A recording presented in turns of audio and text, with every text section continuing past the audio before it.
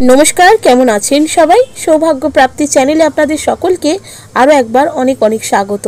आज आबारो चले एसेछि नतून आरेकटी भिडियो निये जेखाने आमी आपनादेरके जानाबो जे घुमेर मध्येও किन्तु आपनारा आपनादेर भाग्यके जाग्रत करते पारेन।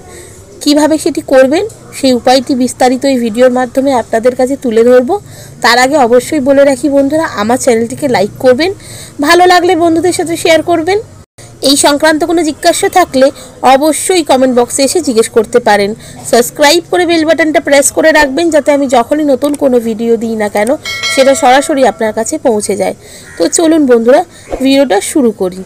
বহু মানুষ এমন রয়েছে যারা কিন্তু সারা জীবন ধরে বিভিন্ন রকম ভাবেই অর্থ কষ্টে ভোগে। অনেক চেষ্টা করেও অর্থ উপার্জন করেও কিন্তু তাদের অর্থ কষ্ট দূর হয় না। একটা ছোট্ট উপায়ে সেই অর্থ কষ্টকে আপনারা কিন্তু দূর করতে পারেন।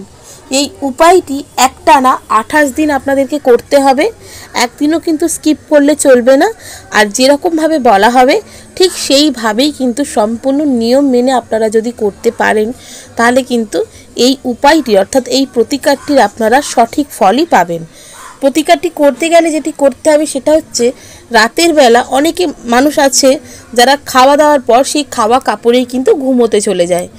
এই অভ্যেসটি সবার প্রথমে ত্যাগ করতে হবে।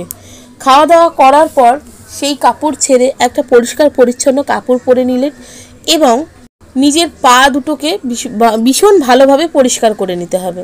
তারপর যখন আপনারা শুতে যাবেন সঙ্গে করে 1 টাকার একটি কয়েন নিয়ে যাবেন এবং সেই 1 টাকার কয়েনটিকে আপনাদের বালিশের তলায় রাখতে হবে। যে বালিশে শুধুমাত্র আপনি শোবেন সেই বালিশের তলায় রাখবেন পূর্ব দিক করে। এইভাবে 28টি কয়েন 28 দিন বালিশের তলায় রেখে আপনাদেরকে ঘুমোতে হবে এবং প্রত্যেক দিন যে কয়েনটি রাখবেন সকালে উঠে চেষ্টা করবেন কোনো গরিব কোনো মানুষকে যারা খুব দারিদ্রতায় রয়েছে, এরকম বহু মানুষ তো এরকম পথে ঘাটে দেখা যায়, তাকে দিয়ে দিতে।